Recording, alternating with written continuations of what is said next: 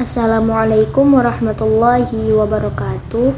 Perkenalkan, nama saya Rahmat Tazkiyah, NIM 2305107034. Baik, saya di sini akan menjelaskan materi tentang ICT dan media yang relevan dengan pembelajaran pendidikan agama Islam.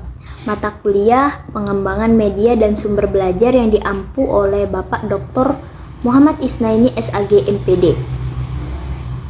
Baik, di sini kita akan mulai penjelasan tentang pengertian. ICT atau Teknologi Informasi dan Komunikasi adalah teknologi informasi dan komunikasi yang mencakup perangkat lunak dan perangkat keras yang bertujuan untuk mengolah, menyimpan, mengirim, dan menukar informasi secara efektif. Contohnya, komputer, internet, smartphone, aplikasi digital, video, dan audio.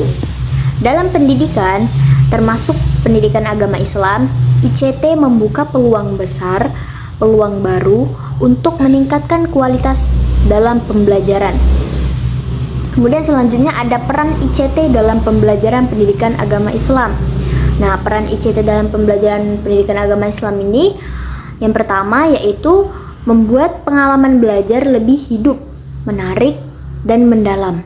Yang kedua, dapat membantu siswa memahami ajaran Islam secara jelas dan praktis. Yang ketiga, tekad belajar yang mandiri, kapan saja dan di mana saja. Karena ICT ini kan bisa diakses melalui internet, jadi mau di rumah ataupun sedang tidak berada di kelas pun bisa untuk belajar mandiri. Kemudian selanjutnya yaitu mendukung pembelajaran jarak jauh dan kolaborasi daerah bahkan lintas negara. Nah, maksudnya di sini yaitu dengan adanya ICT ini kita bisa melakukan pembelajaran jarak jauh, bisa dengan negara luar negeri karena kan bisa diakses melalui internet. Kemudian selanjutnya ada media ICT yang relevan untuk pembelajaran pendidikan agama Islam. Yang pertama yaitu video pembelajaran. Nah, video pembelajaran ini seperti ceramah, kemudian tafsir ataupun sejarah Islam. Kemudian yang selanjutnya yaitu aplikasi seluler. Nah, aplikasi seluler ini contohnya seperti hafalan Al-Quran, doa harian, dan fikih interaktif. Nah, selanjutnya ada media platform e-learning. Nah, platform e-learning ini ada Moodle, kemudian Google Classroom, Ruang Guru. Selanjutnya ada simulasi interaktif, misalnya simulasi tata cara wudhu atau sholat. Ada juga podcast dan ceramah audio. Nah, podcast dan ceramah audio ini contohnya seperti mendengarkan ulama, mendengarkan para ustadz, kemudian kajian ataupun tausiah. Dan yang selanjutnya ada pembelajaran berbasis game dan virtual reality.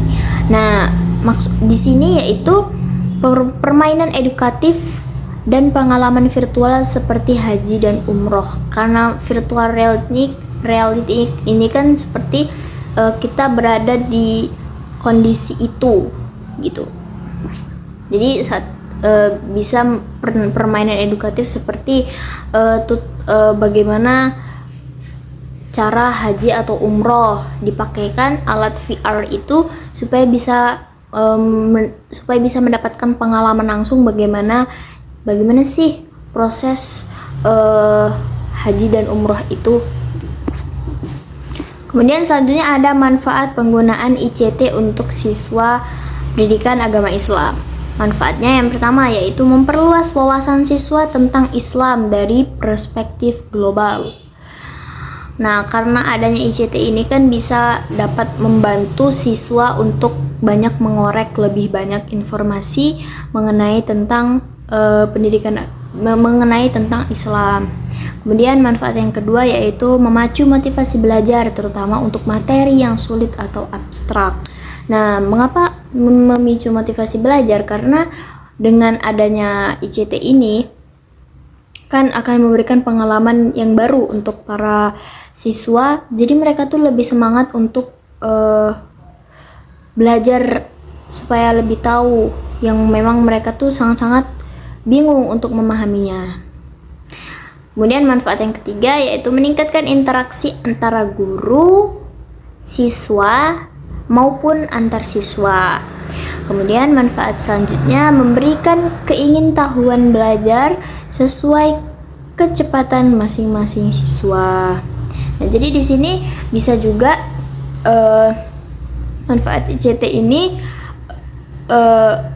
bagi para siswa yang memang mereka punya cepat tanggap dalam memahami materi itu bisa mereka eksplor sendiri gitu loh. Tapi harus didampingi oleh orang tua ataupun keluarga. Selanjutnya ada tantangan penggunaan ICT dalam pendidikan agama Islam. Yang pertama, aspek etika. Nah, maksudnya di sini yaitu media dan perangkat harus sesuai dengan ajaran Islam, tidak mengandung konten negatif. Nah, seperti yang saya sebutkan tadi yaitu apabila kan anak itu kan pasti rasa ingin tahunya lebih tinggi. Jadi memang harus didampingi oleh orang tua ataupun oleh guru ataupun oleh keluarga siswa itu sendiri supaya tidak masuk ke ranah-ranah yang negatif. Kemudian tantangan yang kedua yaitu keterbatasan akses. Nah, tidak semua siswa itu memiliki perangkat atau koneksi internet. Ya, semua siswa itu kan pasti ada keluarga dari yang memang biasa-biasa saja, ada memang dari keluarga yang memang mampu. Nah, dari keluarga yang memang agak biasa-biasa saja itu pasti akan sedikit ada keterbatasan akses dalam mengakses ICT ini ataupun mengakses pembelajaran itu sendiri. Kemudian tantangan selanjutnya yaitu kurangnya infrastruktur. Nah, sekolah atau lembaga belum siap dengan fasilitas ICT ini sendiri karena mungkin infrastruktur dari sekolah itu tuh masih kurang maju gitu. Selanjutnya adanya kurangnya pelatihan guru dan siswa. Nah, guru dan siswa itu belum memahami pemanfaatan teknologi secara optimal. Ini juga menjadi tantangan besar dalam penggunaan ICT ini karena apabila guru ataupun siswa belum memahami bagaimana cara menggunakan ICT itu pasti akan sangat-sangat menjadi kendala banget. Kenapa? Karena kalau misalnya kita tidak tahu bagaimana cara mengoperasikannya, bagaimana kita bisa mendapatkan pengetahuan baru? Karena kita belum tahu. Apalagi sebagai seorang guru, memang harus dan wajib untuk bisa memanfaatkan penggunaan ICT ini karena semakin kita berkembangnya zaman tidak akan pernah lepas dari yang namanya ICT ini. Kemudian selanjutnya ada strategi implementasi ICT dalam pendidikan agama Islam.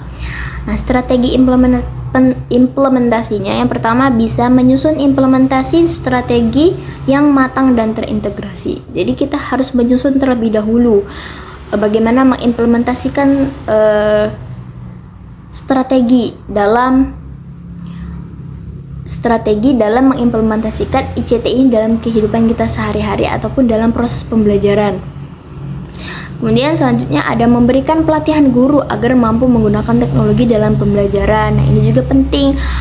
Memang dari setiap sekolah ataupun lembaga pendidikan itu harus memberikan pelatihan secara khusus untuk guru-guru agar mereka itu mampu menggunakan teknologi dalam pembelajaran supaya anak-anak itu tidak tertinggal dengan terusnya kemajuan global ini.